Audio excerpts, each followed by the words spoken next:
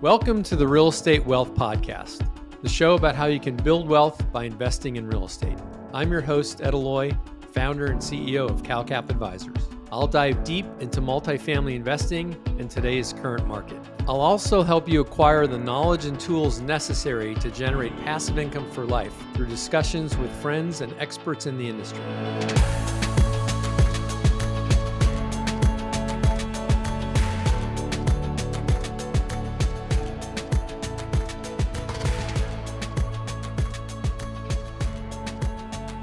Today, I have the privilege of sitting down with my two friends and business partners, Mozilo and Pat Wakeman. Not only did they help me launch CALCAP, but the three of us went to college together and also worked together over the years in various firms in the industry. We started the company, if you guys remember, with $100,000 between the three of us, right? So not a ton of money. And that $100,000 is now worth well over $100 million, which is kind of hard to believe, but it's true. So like I always say, better lucky than smart.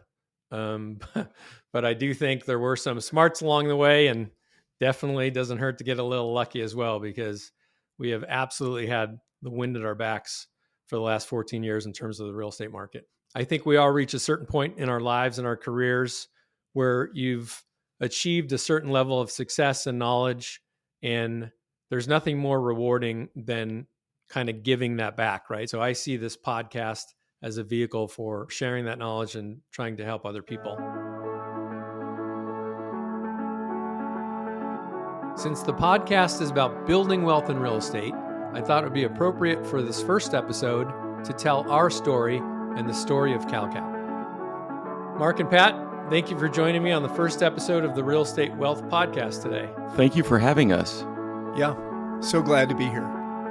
As you guys know, real estate and life comes in cycles, right? And so we've been very fortunate to be in an upcycle since we started the company. There's some dark clouds and headwinds right now, and so we'll navigate through those, but we've been extremely blessed along the last 14 years, that's for sure. Yeah, I completely agree. I mean, the timing, Ed, was great timing for us to get started. You know, we've always been told location, location, location. And I think I told you that once in the beginning stages, and you're like, no, Mark, it's timing, timing, timing. And we made the right moves during the timing. It's been great for us. As you said, everything's been at our back. So we haven't had a headwind yet. We might be going for one, but that's for another day. Of course, I know both of you guys very well, and I know your backgrounds and what you do for the company, but would you mind taking a minute and just explaining to our listeners who you are, your backgrounds in the industry, where you worked previously, and what you currently do for CALCAP? Yeah, sure. Again, my name is Mark Mozilo, and I basically grew up in the business. I started right out of college, University of San Diego, which we all graduated from. Right. USD was a kind of a small campus. It still is. Pat and I were fraternity brothers. Mark was in the rival fraternity. Of course, you know, being a small campus that it is, we all knew each other. But we did re-meet once I moved up to Pasadena and started working for IndyMac Bank, which Countrywide had started. And I'd worked for them for about 8 to 9 years. 2008, Ed kind of came up with a great idea to start CALCAP. And what my job was to do was to raise money for either loans or apartments. So that's what I've been doing for 14 years, is trying to raise money for all our deals that we go through. We have some great partners out there that continue to invest with us because of our track record. It's been real rewarding. Okay, Pat, you want to tell us a little bit about who you are, what you've done, and what you do for the company?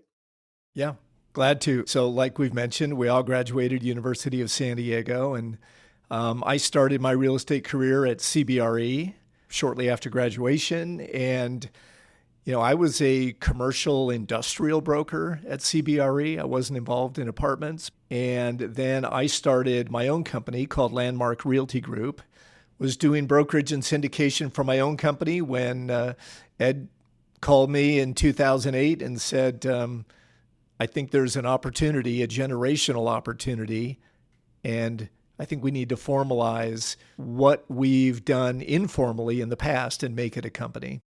For the company, I run capital markets, which includes financing our new acquisitions, apartment acquisitions.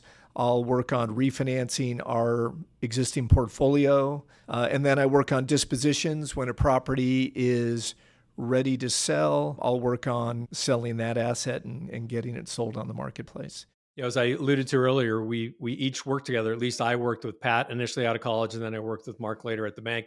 But coming out of USD, Pat and I both went to work for CB Richard Ellis. Like he said, he was doing industrial, and I was doing apartment sales at the time. And then, the early 90s hit, S&L crisis, markets collapsed at that time, right? And that's when I ended up falling into the mortgage banking side of the world. But, when 2008 came, I kind of saw an opportunity to dovetail both experiences. And at the same time, I said, gosh, let's not abandon our lending roots because lending is a good business. And let's start doing private lending. We didn't want to do regular consumer lending that we came out of because that world changed dramatically. That's when I approached Mark, who was still at the bank after it was actually seized and taken over. You had like a 30-page PowerPoint. My head was spinning because you were going through it, going, what is he talking about? Apartments, and never done private money lending in my life. But I always trusted Ed. He's a smart guy and he's an entrepreneur. And I was like, well, to be honest, I didn't have anything.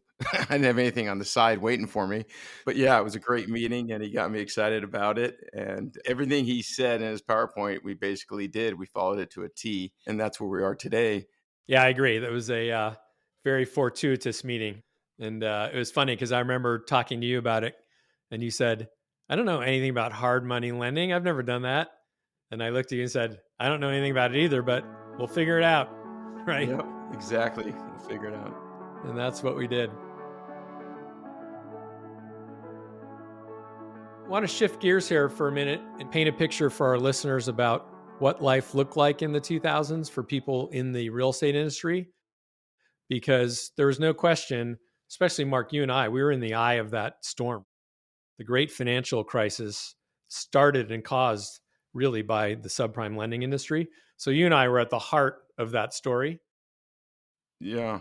To talk about the start of a recession that we didn't know was going on, that's how I could easily explain it. No one knew we were in a recession. No one really figured out, but the markets were closing up. Money was hard to find. And when word got out that any bank might be in problem, then there was a run on the bank. And so during that time, the CEO was freaking out over it and concerned, but still positive and felt we could make our way out of this whole situation. But then when you start seeing the markets dry up with the bigger companies, the Countrywides of the world, the Merrill Lynch's going away, the B of A's having problems, Wells and the Chases it just went on. And it was basically a domino effect that affected us all that we couldn't catch up to. I was in a senior position there. So we were either downgrading, we were either getting rid of staff. I was going to Phoenix and firing a whole group of people there. I was firing another group in Pasadena. So it was tough. It was a tough thing to go through emotionally, physically and emotionally, really. And, Ed was in the same boat. Yeah. I ended up leaving there in May of 08. The bank collapsed in July of 08. Not because I was that brilliant in seeing a collapse. I didn't imagine that would ever happen, to be honest with you. But it did, and it was weird being there. But, Mark and I both had pretty substantial, at least I did, a lot of my net worth was wrapped up in stock of that bank, which essentially, went down. It was trading at $50, went down. I think I sold my shares because I hung on till the bitter end for about 17 cents a share, literally. There was financial stress as well. When I started this company, obviously we started with nothing, couldn't pay ourselves a dime for 3 years. At the same time, I had lost 7 figures, went down to zero. So it was stressful financially. My wife, we had 2 young boys, under the age of 5. One, my oldest, had recently been diagnosed with autism, which was stressful. And my wife was pregnant with our daughter, our third on the way at the same time. And I'm like, hey, honey, I want to leave the bank and start a new company. So kind of interesting times. So Pat, you were, slightly different, right? Like you said, you had Landmark, you had your own commercial real estate brokerage firm down in San Diego. And so what was kind of your perspective? What was going through your head when we were up at the bank kind of dealing with this craziness? it was happening in your industry before it hit the rest of the economy. And I would say in '07, maybe even early '07, you were telling me as we had, normal daily conversations about what's going on in the world. And you said it's some interesting things are starting to happen. And you started to explain it to me.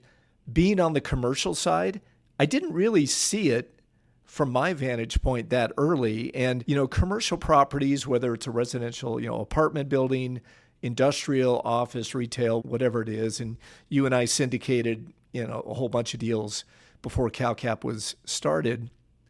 Commercial underwriting was always a lot more detailed. And so I always felt like, well, I think commercial, I don't see how these same issues are going to happen because everything had to debt cover. Borrowers were thoroughly underwritten. Legal, entity formation, everything else was done to a higher standard. But what happened is the economy really started feeling the effects in the fourth quarter of '07 into 2008 and 9. And that's when the economy went, that's when every shopping center, industrial building started losing tenants, started losing businesses, and net operating income plummeted for a lot of these, partnerships and firms that own properties. So it happened later than the residential story and the residential side, but it definitely happened, and the economy really hit bottom there in '08 and '09 and even into 2010. So I was a little bit later than you guys, but that was my recollection. It's funny, Pat, that you mentioned that because it reminded me, since we were completely in the eye of that storm, we did see it earlier than most. And I can remember being at cocktail parties in late 2007, early 2008, and people would avoid me because they thought I was just a doom and gloomer when I was telling them everything that's going on. And then, those same people were lined up to talk to me about 6 months later once it happened. Like, oh my God, what's going to happen next? The interesting thing is, after Mark and I had left the bank when it collapsed in July, I had gone to our CEO prior to that and said, hey, I'm leaving the company. This was back in May. And by the way, do you have any office space you could lease me? Which I knew. I mean, they were downsizing like crazy, right? We had tons of office space in Pasadena. So Mark and I were subleasing in basically the basement of our corporate building, the old mailroom. And we called it the cage because it had the old, if you can think of a corporate mailroom where it has that cage door and basically a cage inside the office where they stored all the packages. That's where Mark and I sat. I remember the cage, Ed. When I first came to see you guys, I was shocked how dismal that location was. It was poorly lit. There was junk, crap, office equipment, office supplies stuffed in corners. It was so depressing. It was like being in prison. Like literally, they threw the key out. We were locked. No, I'm just kidding. No, but we were down in this cage and the feds came in to take over senior management. No one realized we were there. And it got to a point where I didn't know who to give my rent to, right? Because all the former people at the bank who I was subleasing for that I paid rent to were gone. Everyone had left, gotten fired. And so I remember sitting there going, Mark, I don't know who to pay rent to. We can't pay rent to anyone. And this went on for a month, 2 months, 3 months, 4 months. We were rent free because we literally, everyone I talked to said, I don't know, we can't take it. We can't take it. And so I remember talking to an attorney and he said, okay, so write a letter and give them, $10 or something and say that you're canceling your lease. You don't know who to pay, blah, blah, blah. And so that's what we did. And we ended up, we did get a few Aeron chairs, I think, Mark, out of there, right? Yeah, we did. That was a great thing out of it. Those Aeron chairs, probably $250 each. Yeah, that was the whole net worth of the company back then. 6 Aeron chairs, basically.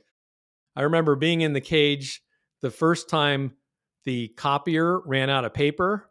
Mark and I were used to, well, there's facilities people, there's people that constantly replenish. And we just kind of looked at each other like, the copier's out of paper.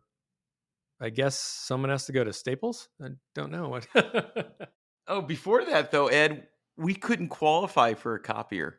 Remember, I had to get my buddy that owned a copier company, and he was like, put his name on it just because, hey, you guys don't qualify for a copier. And we're like, wait, what? And we didn't have income. Yeah, we had no income. Exactly. Finally got this really state-of-the-art copier, and it was the largest number we were paying every single month. It was about $300 a month, which was our biggest expense at the time. Right. Let's shift gears here and kind of talk about early on some of the first deals we did. The first apartment building we bought was in Phoenix, Arizona. So when we started the company, we kind of looked at the world melting down and said, gosh, where's the most distressed real estate market? And it was arguably either South Florida or Phoenix at the time.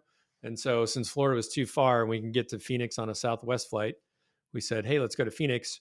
Pat and I had owned a building in Phoenix prior to that, so had a little bit of market knowledge there. Pat, do you remember flying out there to see our first acquisition? It was a 52-unit building in Phoenix. I equated to a building on fire when everyone was running out of the burning building. And here we show up running in, right? And so there were a few brave guys running in, but not many. But we were kind of the unknown new kids on the block. And I remember sitting down with these brokers on this first deal, telling them, hey, look, we're going to buy 1,000 units in Phoenix. And I remember them kind of glancing at each other, rolling their eyes like, oh, here's another one, But we did, right? We ended up buying close to 2,000 doors there during that run. But the first deal was stressful because nobody would lend us any money.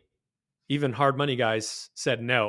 I remember a couple of conversations with investors and they're like, you're crazy. You want to go to Phoenix right now? Right? Phoenix is not coming back. It's done. You're nuts going there trying to buy apartment buildings. The question I kept getting as I would talk to investors is, are you sure? Because the news was so bad in Phoenix. I think our answer was, well, yeah, we think so. We're pretty sure. This used to be worth 100 cents on the dollar, and now we're at 30 cents on that dollar. So it's time. We paid like $980 or $990,000, something like that. Yeah, it was $18,000 door. I think it was $965, maybe something like that. We had problems raising equity and debt. And I remember then talking to Mark when we couldn't get any debt. Then you said, well, let's just pay all cash for it. I did. We both got on the phones and called the people we knew, friends and family it started with, and then high net worth individuals. And I think we raised it pretty quickly, to be honest with you. I mean, a lot of questions from the investors, but at the end of the day, they all understood the story. Yeah, but I believe we only had about 2 or 3 weeks to do it. We raised $1,128,000 was our total raise, including reserves. And that's something that today we would raise in an hour. And that building today, Pat, we paid $960,000. What's that building worth today? Yeah, over $10 million. Okay, I want to talk a little bit about pivotal points in the company and stressors. And one of the more stressful moments, but I think was kind of pivotal for our success and the success of the company, is when we bought 2 apartment buildings via an auction platform in Las Vegas in 2015. So if you can imagine, like, people come up to me and say, God, do you think real estate's going to crash? Do you think it's going to adjust? Today I'm hearing that again, right? And I always tell people, look, equity markets move quickly, bond markets move quickly, real estate moves slowly, right? And so when the real estate great financial crisis hit and values started collapsing in 2008, if you can imagine, we bought the last REO properties in 2015. I mean, 7 years into it, which is pretty unbelievable, but it took a long time for that market to bottom out. But we bought 2 buildings in Las Vegas. And remember, they were 2 separate auctions, and we just went for both and got them both. So yeah, that was a critical moment. I was in the car driving somewhere, and Ed called me up going, we won both of them. Like, can we raise this money? I'm like, how much is it, Ed? $7 million. Which at that time was the biggest raise ever. And to kind of take a step back with this auction process, as soon as you win, you have to wire 10% of the winning bid within 24 hours, and it's completely non-refundable. And that's when I called Mark going, oh God, we just won $15 million worth of real estate. Where are we going to get $1.5 million in the next 24 hours? I said, oh my God, I don't have that. And Ed didn't have it, and Pat didn't have it. And I was like, all right, I'm going to go to one of my good friends and ask him for $1.5 million and see what he says. Now, the scariest part of that is if we don't close them and raise that $7 million, we lose that $1.5 million. So that was very stressful for me. I was in his office every single day for 30 days going, are we closing these deals, Ed? Are we going to close these deals? And we had a bridge lender lined up who started getting a little squirrely on the deal midway through. We had about $5 million in equity commitments and needed another $2 million, right, for the smaller deal. A YPO gentleman in my chapter here said, why don't you call this guy in Denver? I really like him. He's a good guy and he likes these type of deals. So I give him a call, doesn't know who I am, just knows I'm with YPO. And I said, we have this deal. I want you to look at it. We're trying to raise $2 million. Can you check it out? He goes, well, you know, what's funny is I'm going to be in San Diego next week. Why don't you and your partner drive on down and meet me at this fish restaurant? This was like down to the wire. I mean, we're 2 million short at this time. So we sit down and 2 hours later, he goes, I got a $2 million check for you guys. And that guy has become an incredible investor with us for the last 15 years and a good friend of all three of us. I felt like that was a real pivoting point for the company. It kind of put us on the map. We had already done a bunch of deals in Phoenix, but then if you remember, you know, in valuation wise, Vegas kind of lagged Phoenix by about 18 months before it hit bottom. It was like a year and a half later. And so we moved with that market and kind of caught both, luckily, you know, very close to the bottom. But I do feel like that 2015 deal in Vegas, those two buildings kind of put us on the map there and was a game changer for the company. I guess, you know, going back early on when we were kind of in the fog of war with what was going on in the market, really trying to figure out like, God, where's opportunity, right? You know, early on, we were at one of those distress conferences and we're sitting there listening to a speaker and there was an old guy sitting next to me and he leaned over and he goes, there's so much crap lying around. There's got to be a pony somewhere. And so I was like, we're going to find that pony. So when we started the company, obviously, you know, what we've talked about is times were very risky, right? People were losing money left and right. The real estate markets were collapsing. I'm just curious, you know, as an entrepreneur, one of the hardest things that no one tells you is when you have an idea or a vision and starting something, the hardest thing is to convince other people to join you in that vision. Especially, you know, when we started, I came to you guys with this idea. There was no money to pay anyone. You knew that going in. So I'm just kind of curious from your perspective, like what made you believe the business would work and what kind of convinced you to join in my vision? For me, it was the trust in you and the trust in Mark that we could do it. I do remember the first time you said, hey, I think we need to hire someone and we'll have to go and do our first couple hires. But, you know, we weren't paying ourselves at that time. And every time you'd call me and say, okay, I think we need to hire someone or hire another one, it just became further and further away before the three of us ever earned anything in my mind. I'm like, oh my gosh, we're never going to get there. It's like in a race, it's getting farther away. But, you know, those decisions were important to grow the company. And there's only so far, you know, the three of us can go without good people, you know, to fill in and do things better than we do them. So we kept hiring, and every time you guys would call and say, okay, we're hiring a controller, we're hiring a, you know, any number of positions. I just trusted that we were on the right path and that we eventually would get there. And, you know, at some point you get used to not getting paid. So you kind of shrug. You just like, oh, well, I'm not getting paid anyway. So my recollection was when we met and you were asking me about, hey, join me in doing this. And I just kind of went back on your track record. Number one, the amount of time and effort and thoughtfulness that you put into that PowerPoint presentation and the way you explained it to me and the honesty when you went through it. And then I didn't know Pat very well, but had talked to him on the phone so many different times. I trusted. I mean, Pat is very trustworthy, and so are you, Ed. And I think that's what brings us all together, trust, because that's all we had at that time. Is we trusted everyone, right? We weren't going to steal from the company. We weren't going to ask for raises. We were going to ask for, bonuses, whatever. We all understood going into this, hey, it's a long, tough road ahead of us. You might not be paid for 3 to 5 years. And we all understood it. We were all responsible enough to be able to save money so that we could live off our reserves until something were to happen, which it finally did years later. But I guess I could sum it up in one word, and it's trust. Yeah, I think that's accurate. And I always tell people, it's like, man, I trust these guys like my brothers, like Mark and Pat. I trust them implicitly with anything, right? And even, we added another partner, Drew, a couple of years ago, and I feel the same way about Drew. Like we might not always all agree, but I think we agree that we trust each other to the utmost degree, which really it is important and critical.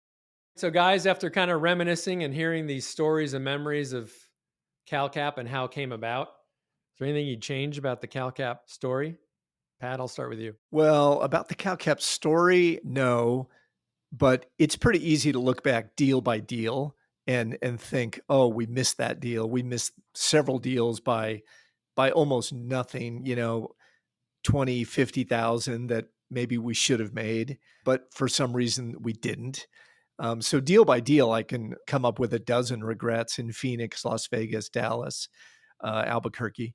But in terms of our story together and the ups and downs, pitfalls and successes, no, I don't think I'd change it. Yeah, I'm kind of in the same camp with Pat. I mean, I guess I would have liked to be in a 10-story building to start off with views of the San Gabriel Mountains versus being in a cage. And deal by deal, you're right. We have so many regrets on deals we should have done or shouldn't have done. And who cares about that? But the way it turned out, beyond my wildest dreams, I would not have thought we'd be this successful. I just didn't. And it's great. And it's a wonderful story. I'm glad we're telling it. But no, there's nothing holistically that I would have changed. So Ed, what about you? Anything that you look at for the first 14 years? Well, I mean, there's a couple of things. One, like you and I've talked about before, hindsight's 2020, right? But it's, in terms of buying deals, God, we should have bought every single deal we ever looked at. I mean, we were blowing out of deals over $50,000 or $100,000, which is kind of ridiculous to even think about, but that's where it was back then. So yeah, clearly had we known, the trajectory of the market, you would have bought everything. The only thing sometimes I think about is we really bootstrapped the company, raised everything friends and family, have not raised any real institutional money like a lot of our competitors have. And so sometimes I think about, would we be better off instead of us putting in $100,000 to start the company by having found an institutional partner and, being 10 times the size, but owning a much, much tinier sliver of the pie versus owning a much bigger piece of a smaller pie, And I'm not sure I know the answer, but I can tell you from, most friends I know that raise institutional money always tell me, like, keep doing what you're doing. It's much, much better. So I think at the end of the day, pretty happy, like Mark said, and yeah, pretty amazing how it turned out. Yeah, I agree. Well, guys, today was a real pleasure. It was a lot of fun looking back at building the company and some of the old stories, which, you don't always have that reflection time. So thank you for joining me today. Really appreciate you guys as my brothers and my partners, and love the work we're doing, and hopefully we can do it for another 15 years. Thank you. Yeah, it was fun, Ed. Glad to do it.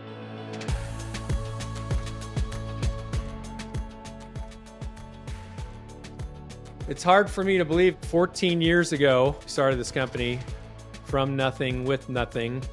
We now have about 140 employees.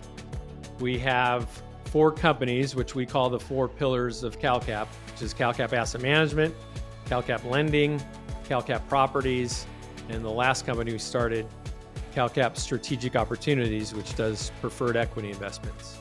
Probably will end the year with close to 50 limited liability companies and probably about $800 million in assets under management. I hope today's show inspired you just a little bit and would like to thank my guests again, Mark Mozilo and Pat Wakeman. I'm excited to bring you more episodes with interesting and informative experts to help you navigate your way to wealth in real estate investing. Thanks for listening to the Real Estate Wealth Podcast. The Real Estate Wealth Podcast is produced by Gusto, a Matter company. Our producer and audio engineer is Jeanette Harris-Courts, with support from Gabe Garzon and Susan Rangel. Maya LaPearl is our writer. For show notes and more information about this podcast, visit aloe.com. And for more information about CALCAP Advisors, visit us at www.calcap.com or follow us on Twitter at CALCAP Advisors. I'm your host, Aloe, and thank you for listening.